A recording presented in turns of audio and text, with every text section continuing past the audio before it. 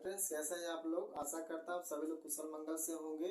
आज हम महान दार्शनिक जो पाश्चात्य के हैं अरस्तु अरस्तु के बारे में अध्ययन करेंगे। जैसा कि आपको पता है कि हम हर एक पाश्चात्य दार्शनिकों के जितने भी महत्वपूर्ण कोटेशन है जो परीक्षा में बार बार पूछे जाते हैं, तो आपको कहीं जाने की जरूरत नहीं है। हमारे यूट्यूब चैनल जो है कि इंडिया अकेडमी 0.2 पर आप फॉलो करिए। आपको हर एक जितने भी आपके दार्शनिक मिलेंगे सबका हमने कोटेशन एक जगह बना करके बिल्कुल लिपिबद्ध तरीके से आपको उपलब्ध करा रहा हूँ। और यह जो जितने भी हमने लिखा है ये सब एनसीईआरटी की किताबों से मिला करके हमने आपके लिए दिया है। तो देखिए, आप जानते हैं कि टीजीटी पीजीटी की परीक्षाएं जो है थोड़ा डिले हो गई है, तो उसके मद्देनजर रखते हुए हम हर एक जितने भी दार्शनिक है सबका हमने एक एक कोटेशन लिख करके आपको प्रोवाइड कर रहा हूँ। और ये हमारा जो है 5वां है वीडियो। इससे पहले हमने हाफ रूसो और संप्रभुता पर वीडियो हमने बनाया है। सब पर आप जाएंगे प्लेलिस्ट में तो उसको खोजेंगे तो मिल जाएगा, वहां से भी आप अध्ययन कर सकते हैं। तो आज उसी कड़ी में हम देख रहे हैं अरस्तु के बारे में अध्ययन करेंगे। महान दार्शनिक अरस्तु के बारे में जितने भी महत्वपूर्ण कोटेशन है सभी चीजों को हमने यहाँ पर लिपिबद्ध कर दिया। जैसा कि आप देख रहे हैं, ये जो पूरा बोर्ड है आपका एक क्वेश्चन पेपर है। यहाँ से क्वेश्चन आपको हमेशा पुटअप होंगे और मिलते रहेंगे। इतना आपने अध्ययन कर लिया तो आपसे जितने भी अरस्तु के कोटेशन आते हैं उनको हमने लिखा है, यहाँ से क्वेश्चन आपको नहीं फंसेगा। आपको पता होगा कि टीजीटी पीजीटी की परीक्षा में जो टीजीटी का पेपर आता है उसमें 30+ जो कोटेशन होते हैं वो दार्शनिकों को होते हैं।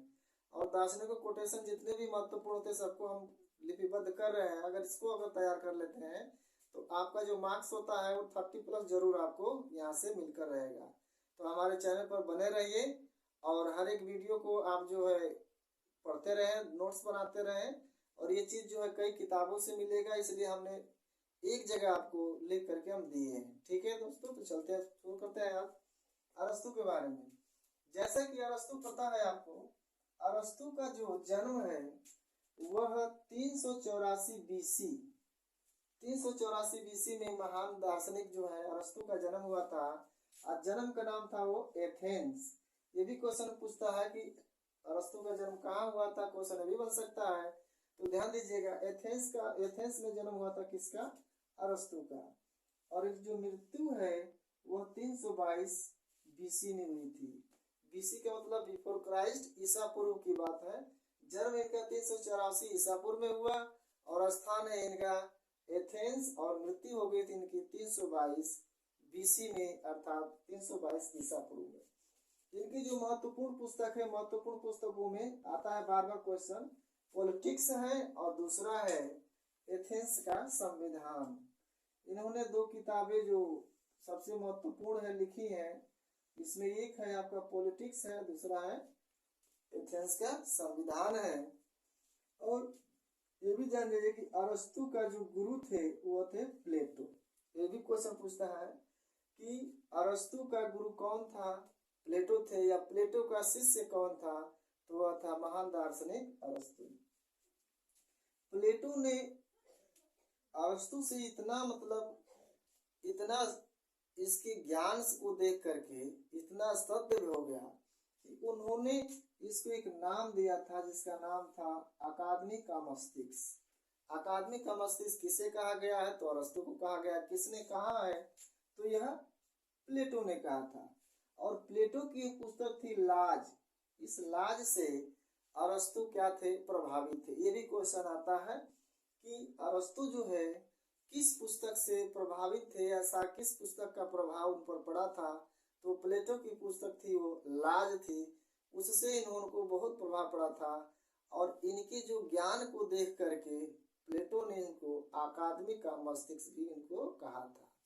तो ध्यान दीजिए, ये चीजें जो है ये भी परीक्षाओं में पूछी जाती हैं, इसलिए हमने इसको भी लिपिबद्ध कर दिया है। और राज्यों का जो वर्णन उन्होंने किया था, जो वर्गीकरण किया था, क्लासिफिकेशन ऑफ स्टेट, तो 2 चीज पर किया था, एक संख्या के आधार पर और एक किया था उन्होंने नैतिक के आधार पर। संख्या के आधार का मतलब उन्होंने एक राज्य की जो नगर का जो संख्या निर्धारित किया था तो 10,000 किया था। अब वही प्लेटो जो है तो प्लेटो कितना किए थे, 5040। ये भी क्वेश्चन आता है। संख्या के आधार पर उन्होंने कहा था कि उस राज्य में संख्या न तो कम होनी चाहिए और न ही अधिक होनी चाहिए। और नैतिकता के आधार पर उन्होंने कहा था, ये उनका मत था जो उद्देश्य के लिए किया गया था। अब देखते हैं इनका हम जो महत्वपूर्ण कोटेशन है जो एग्जाम में पूछे जाते हैं, सारे कोटेशन को हमने यहाँ पर लिखा हुआ है, जैसा कि आप बोर्ड पर देख रहे हैं। एक एक कोटेशन को आप नोटबंद कर लीजिए, इसको याद करिए। आपकी तैयारी बहुत अच्छी है तो थोड़ा सा पेपर डिले हो गया है, इसको और बेहतर बनाइए। और जिनकी तैयारियां थोड़ा कमजोर है, उनको समय मिल गया है, उनको क्या करना है, हर एक जितने भी आपके पाश्चात्य दार्शनिक हैं सबका एक जगह आप नोट्स बनाइए, इसका अध्ययन करिए और यह आपको ऊंचे स्तर तक ले जाएंगे, यानी कि आप परीक्षा में अच्छे से अच्छे जो मार्क्स होंगे वो गेन कर पाएंगे। तो देखिए उन्होंने क्या क्या कहा था। अरस्तु का महत्वपूर्ण कथन है, एक चीज आपको बता दें हम, हर एक दार्शनिक का एक मेन जो थीम होता है, मेन उसको की को पकड़िए, मास्टर की। और हमने हर एक वीडियो में मास्टर की दिया है। अगर हाफ्स की बात करें तो उसमें भी मास्टर की है, लाख की बात करें तो उसमें भी मास्टर की है, और रूसों की बात करें उनमें भी हमने मास्टर की देखी है दी है उसमें। और उसको जाकर के आप विजिट करिए हमारे इंडिया एकेडमी 0.2 यूट्यूब चैनल पर, सारे वहां पर मिल जाएंगे। तो यहाँ पर देखिए इसका मास्टर की क्या है, कानून। अरस्तु महोदय ने कानून को सबसे सर्वोपरि माना है। सबसे अच्छे कानून का जन्मदाता जिसे कहा जाता है संविधान का जनक। ये भी क्वेश्चन आता है कि संविधान का जनक किसे कहा जाता है, तो वह है अरस्तु। राजनीतिक विज्ञान का जनक किसे कहा जाता है, तो वह है अरस्तु। ये क्वेश्चन हमेशा पूछे जाते हैं। इनको जितने भी यहाँ पर हमने बोर्ड पर लिखा है, सारे के सारे क्वेश्चन कहीं न कहीं किसी भी वर्ष टीजीटी पीजीटी परीक्षा में पूछे गए हैं। संविधानवाद का जनक कौन है, अरस्तु है। राजनीतिक विज्ञान का जनक कौन है, अरस्तु है। ये दो क्वेश्चन हो गए आपके।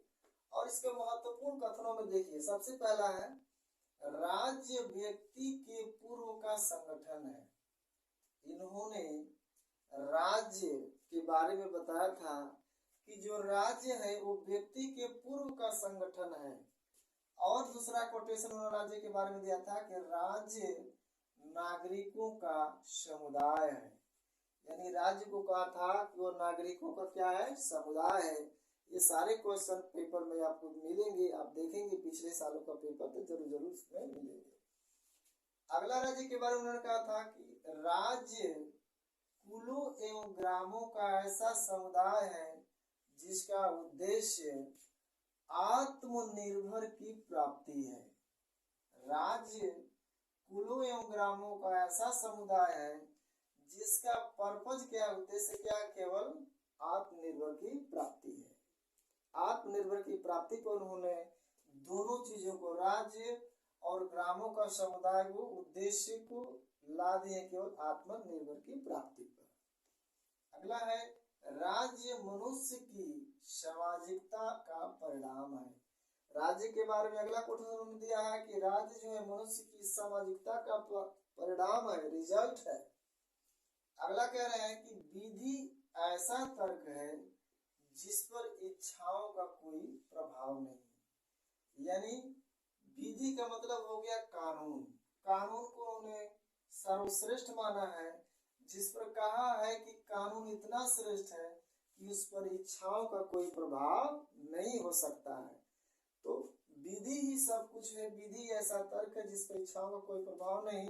यह अरस्तु महोदय ने कहा था और यह बहुत ही इंपॉर्टेंट कोटेशन है उनका। अगला है मनुष्य एक राजनीतिक प्राणी है और राज्य एक स्वाभाविक समुदाय है।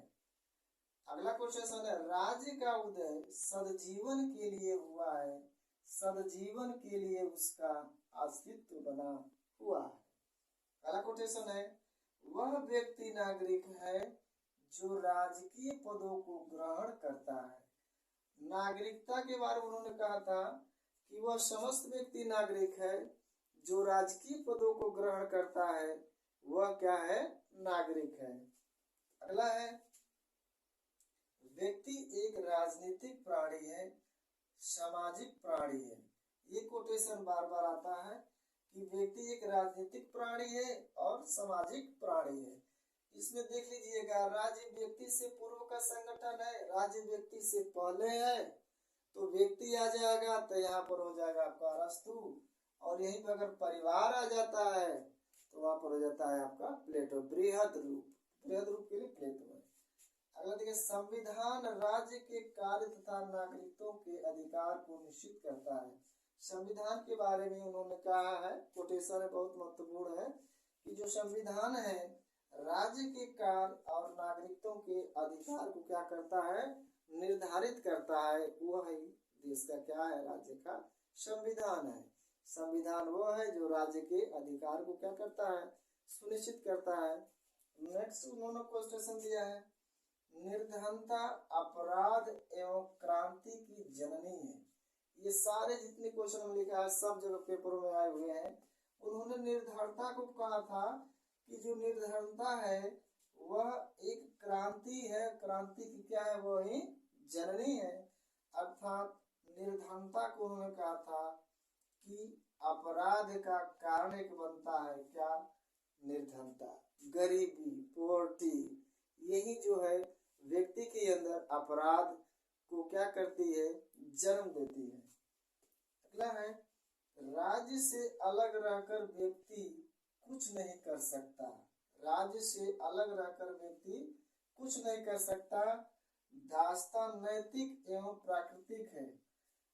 दास्ता के लिए उन्होंने बताया था कि वो नैतिक है और प्राकृतिक है। नेक्स्ट, समाज द्वारा सुसंस्कृत मनुष्य सभी प्राणियों से श्रेष्ठ है, परंतु जब वह बिना कानून तथा न्याय के जीवन जीता है तो सबसे बड़ा भयंकर हो जाता है। यहाँ पर भी उन्होंने कानून को सर्वश्रेष्ठ मानते हुए कहा है कि जिस व्यक्ति पर कानून का बंधन नहीं रहता है, बिना बंधन के रहता है, वह व्यक्ति जो है भयंकर, सबसे भयंकर बन जाता है। अर्थात विधि का शासन होना यहाँ पर जरूरी है, यानी लोगों पर विधि का शासन या शासन की श्रेष्ठता अरस्तु के द्वारा यहाँ पर बताई गई है। ये भी कोटेशन बहुत इंपॉर्टेंट है। अगला है, यदि कोई मनुष्य ऐसा हो जो समाज में नहीं रह सकता हो, तो ये बहुत फेमस कोटेशन है अरस्तु महोदय का, कि जब कोई व्यक्ति समाज में रहता हो और समाज में नहीं रह सकता है, तो या तो वह जानवर हो सकता है या फिर वह क्या है, देवता है। ये भी कोटेशन बार बार आता है, इसको आप नोट बनाते रहिए, नोट्स करते रहिए। यदि कोई मनुष्य ऐसा हो जो समाज में न रह सकता हो, तो वह व्यक्ति या तो जानवर है या तो वह भगवान ही हो सकता है। यह कोटेशन अरस्तु महोदय ने ही दिया हुआ है। नेक्स्ट है कि राज्य में जब तक एक सुदृढ़ एवं विशाल मध्यम वर्ग नहीं बन जाता, तब तक राज्य आत्मनिर्भर नहीं हो सकता। यानी राज्य में जब तक एक सुदृढ़ विशाल मध्यम वर्ग का निर्माण नहीं हो जाता है, तब तक जो है आत्मनिर्भर राज्य जो है नहीं रह सकता है। कहने का मतलब ये है कि सारे व्यक्तियों के अंदर जो इतने भी व्यक्ति हैं, एक मध्यम परिवार, एक मध्यम श्रेणी के व्यक्ति न हो जाएंगे, सुदृढ़ राज्य नहीं बन जाएगा, तब तक सबका आत्मनिर्भर संभव नहीं हो सकता है।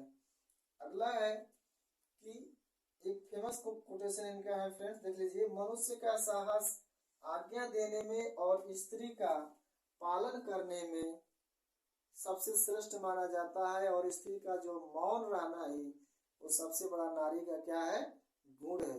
इन्होंने पुरुष के बारे में बताया था कि पुरुष का साहस जो होता है वो आदेश देने में, और नारी का जो कर्म होता है वो आदेश को मानने में होता है, और नारी का जो मौन है, चुप रहना है, नारी का सबसे बड़ा गौरव माना जाता है। नेक्स्ट कानून है कि राज्य, श्रेष्ठ राज्य में अंतिम संप्रभुता कानून ही होनी चाहिए, कोई व्यक्ति नहीं।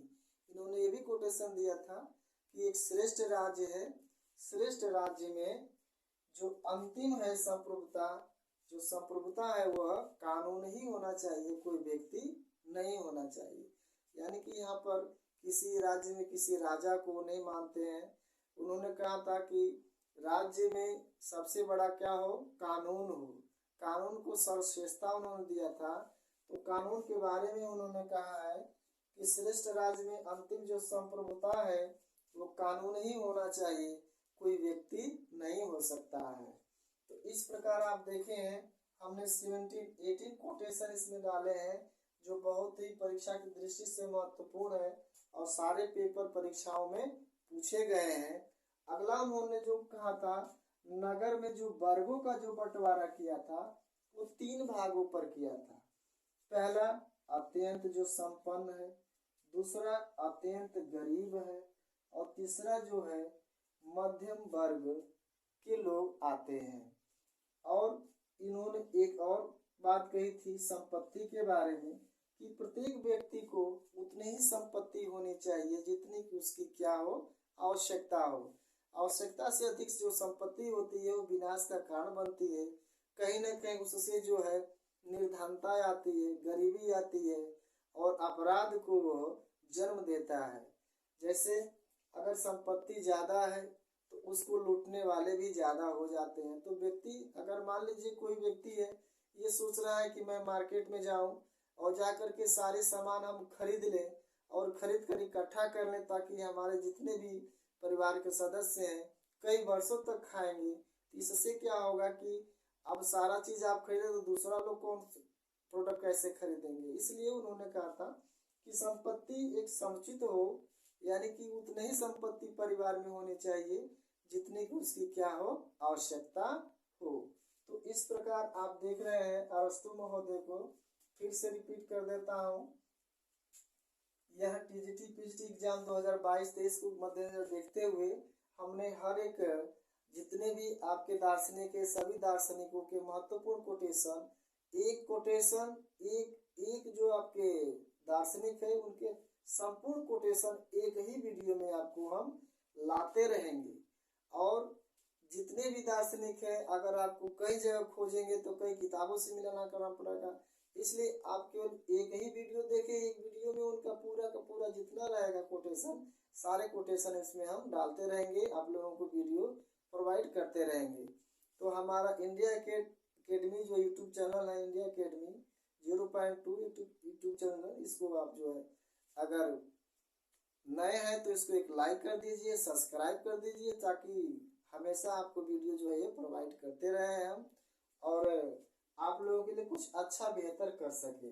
आई रिपीट अगेन, आपके वेस्टर्न जो है थॉट अरस्तु, इनको कहा जाता है संविधान का जनक, इनको राजनीति विज्ञान का जनक भी कहा जाता है। इनका जो जन्म है 384 ईसा पूर्व में हुआ था। एथेंस में मृत्यु हो गई थी 322 ईसा पूर्व में। इनकी सबसे महत्वपूर्ण पुस्तकों में है वो पॉलिटिक्स है और एक है आपका एथेंस का संविधान। और अरस्तु के जो गुरु थे वो प्लेटो थे, प्लेटो का जो शिष्य थे अरस्तु थे। प्लेटो ने ही अरस्तु को अकादमी का मस्तिष्क कहा था। इनके ज्ञान को देख करके बहुत प्रभावित हुए थे और उन्होंने अकादमी का इनको मस्तिष्क कहा था।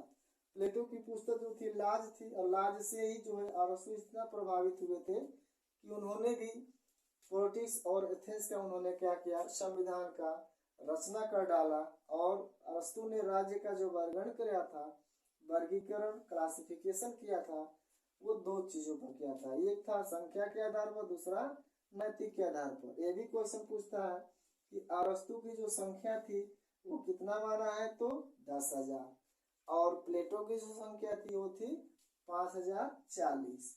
उन्होंने कहा था कि जनसंख्या उतनी होनी चाहिए, न तो ज्यादा हो और न ही क्या हो, कम हो। और नैतिक के आधार पर उद्देश्य की प्राप्ति हेतु नैतिक के आधार पर उन्होंने राज्यों का वर्णन किया था। और नगरों के बारे में उन्होंने तीन बिंदुओं पर किया था। नंबर 1 था अत्यंत संपन्न, दूसरा अत्यंत गरीब और तीसरा था उन्होंने मध्यम वर्ग। इसी वर्ग की बात किए हैं कि जब तक राज्य जो है मध्यम वर्ग नहीं बन जाता तब तक जो है आत्मनिर्भर होना संभव नहीं है। संपत्ति के बारे में उन्होंने कहा था कि व्यक्ति को उतना ही संपत्ति होनी चाहिए जितना कि उसको क्या हो, आवश्यकता हो। तो ये आपका था अरस्तु, ये पार्ट 5 है। अगला जो पार्ट 6 में आएगा तो एक नए जो आपके पाश्चात्य दर्शन आएंगे, दार्शनिक महोदय, और उनका सारा का सारा ऐसे ही आपको महत्वपूर्ण कोटेशन क्या होगा, प्राप्त होगा। तो इन जितने भी महत्वपूर्ण कोटेशन है, सारे कोटेशनों को जो है आप नोट कर लीजिए और एक मास्टर की बनाइए कि कौन सा ऐसा वर्ड है जिसको हम फेस करें तो हमारे जितने भी कोटेशन है उनसे रिलेटेड मिल जाए। तो यहाँ पर मास्टर की आपको दे दिया हमने कानून, तो जहाँ कानून श्रेष्ठ हो वहां पर अरस्तु महोदय हैं। ठीक है फ्रेंड्स, तो ये अरस्तु का था। अगला वीडियो आप लोगों के लिए पार्ट 6 में आएगा, एक दूसरे महान दार्शनिक के लिए। और आपसे यही अनुरोध है कि वीडियो को आप जो है स्किप ना करें और वीडियो को फुल वॉच करें, और ये आपके काम की चीज़ें हैं। और अगर आप चैनल पर नए हैं तो एक लाइक या सब्सक्राइब जरूर कर दें, ताकि हम लोगों का मोटिवेशन और बढ़ता रहे और हम आपके लिए कुछ और बेहतर ला सकें। ठीक है फ्रेंड्स, तो आज के लिए इतना ही। बहुत बहुत धन्यवाद।